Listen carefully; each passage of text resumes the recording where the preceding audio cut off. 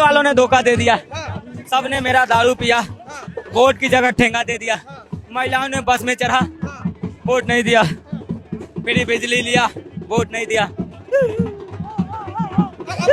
रोइए मत, अगली बार जीत सकते हैं आप। अब मैं पंजाब जा रहा हूँ, पंजाब को लंदन पेरिस बनाऊंगा। पंजाब में एक मेरा दोस्त भी है, जब दो दोस्त मिल बैठेंगे, शाम रंगीन रात रंगीन होगा। पैकवत मान। लेकिन मेरे को एक चीज बताइए, आप आम आदमी पार्टी का कार्यकर्ता होने के बावजूद आपने परमेश वर्मा का आपने पोस्टर भी ले रखा है। भाई साहब प्राश्चित कर रहा हूँ, दिल्ली को जो हमने झूठ बोला, जो दिल्ली को हमने लूटा, अब उसका प्राश्चित कर रहा हूँ कि दिल्ली वालों मुझे माफ कर दो, मैं तिहाड़ जेल नहीं जाना चाहता हूँ, मुझे माफ कर दो। तिहाड़ जेल मेरी जान को खतरा है। मतलब फिर आएंगे केजरीवाल, वो तिहाड़ के लिए था। अब निगम में अब लंदन पेरिस बनाऊंगा। विधानसभा तो हार गया, अब निगम में। लेकिन ये दारू की बोतलें कैसे आपके पास? भाई साहब एक पर दो फ्री और तीसरा मेरा। अब मैं पी रहा हूँ रम और बोल रहा हूँ भाई साहब। आपको लगता है कि अगर ईवीएम हैक नहीं होती तो आप लोग जीत जाते? हमारे विधायक को खरीदा गया है 15 करोड़ में। 15 करोड़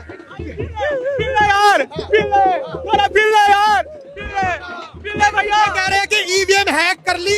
अरे यार तो यही कहेगा ना, जब ये तो पुराना बहाना है,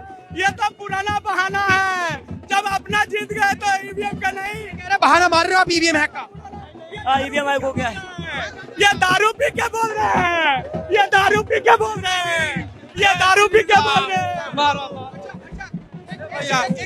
एक चीज बताइए, आपको लगता नहीं है कि अगर भाजपा आ गई तो गुंडागर्दी फैला देगी? क्योंकि आम आदमी आपके कार्यकर्ता कह रहे हैं। अरे भाजपा आएगी, मंदिरें मस्जिदें टूटेगी, भाजपा दंगा फैलाएगी।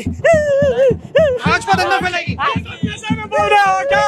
तो आपको लगता है कि भाजपा दंगा फैलाएगी? मेरी जान को खतरा है। भाजपा वाले हरियाणा में जहर मिला रहे पानी में, फिर भी लोग नहीं माना। लोग मुझे चमाट मार गए कि झूठ बोलता है। एक बात बताओ, आप लोग कह रहे हो आम आदमी पार्टी वाले कि यमुना जो गंदी करी जा रही है, आपने फिल्टर कर ली। आपने फिल्टर कैसे करी? मैंने फिल्टर किया। कैसे करा? मंत्र से इला लू लू इला ओ लो ओ या इला ली जू क्या इल्लल्लाह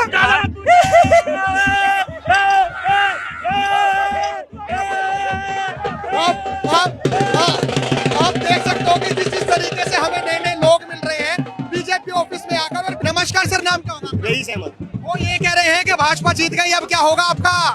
मुसलमानों की तो तकलीफें बढ़ गई। मुसलमानों की तकलीफ नहीं पड़ी, मुसलमानों में और खुशी का माहौल हो गया कि मोदी जी का नारा सबका साथ, सबका विकास और सबका विश्वास और सबका प्रयास, उसी के बैनर तले सारा काम रहा। मुसलमान तो खुश है। मुसलमान ने तो बीजेपी को कभी नुकसान नहीं दिया।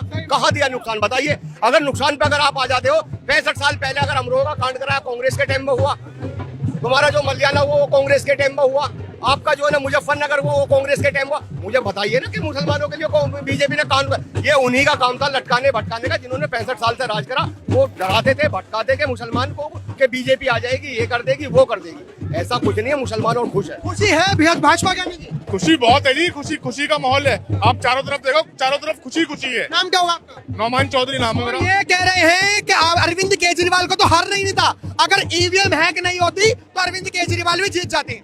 भैया हम तो जब से वोटिंग हुई है, जब से कह रहे हैं कि अब ईवीएम बेचारी बदनाम हो जाएगी, ईवीएम को बदनामी शुरू हो जाएगी, और देख रहे हो अब ईवीएम की बदनामी शुरू हो चुकी है। जहाँ ये हारते हैं, जिस जोन से भी स्टेट में हारते हैं, वहाँ पे कहते हैं ईवीएम हैक हो गई।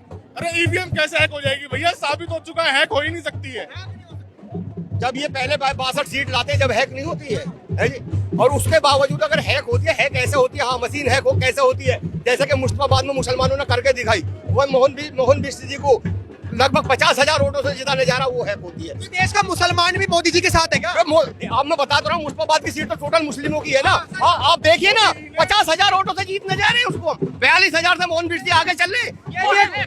ये भी एक बहुत बड़ी अपडेट है कि मुस्तफाबाद में जो सबसे ज्यादा विधानसभा सीटों में जो वोटिंग हुई है वो मुस्तफाबाद की है। AIMIM कहाँ चली गई? ओवैसी के पास। भाई मैं वही तो आपसे बता रहा हूँ, वो होती है क्योंकि मुसलमान उनके हाथों से निकल गया था। मशीनों को तो हैक ही बताएंगे ना, उनका सबसे बड़ा यही तो था मुसलमान। अब मुसलमान उनके हाथ से निकल गया, वो बीजेपी पे चला गया, तो मशीनों को हैक बता रहे कि हैक हो गई। अरे हैक तो आप हुए, आपने झूठ का ही तो पुलिंदा बांधा, आपने सिवा भ्रष्टाचार के अलावा करा ही क्या था? और तो आप हैक हुए हैं। मशीन हैक नहीं हुई, आप हैक हो गए।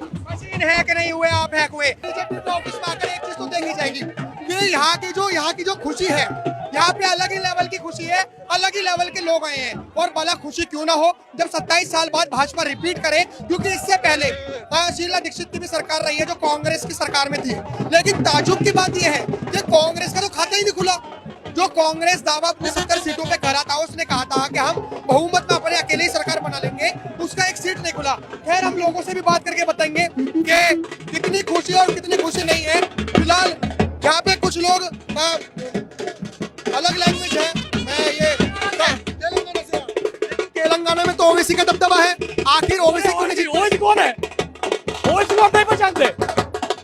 वो खाली बाहर आके बाइक में चिल्लाता, हैदराबाद में आके चिल्लाओ बोलो, हम बताएंगे। अरे दिल्ली की जनता ओवैसी के हाथों में है।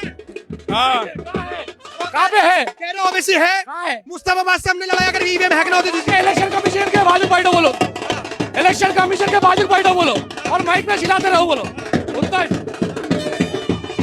आप भी तेलंगाना से हो, आप भी तेलंगाना से हो, आप दिल्ली से। क्या लग रहा है जीत के परिणाम ईवीएम हैक हुई थी क्या? जीत के बाद ईवीएम हैक नहीं हुई थी। ये हमारी जनता का प्यार है जो इतनी बहुमत से 27 साल के बाद 26 साल के बाद बीजेपी सरकार आई है।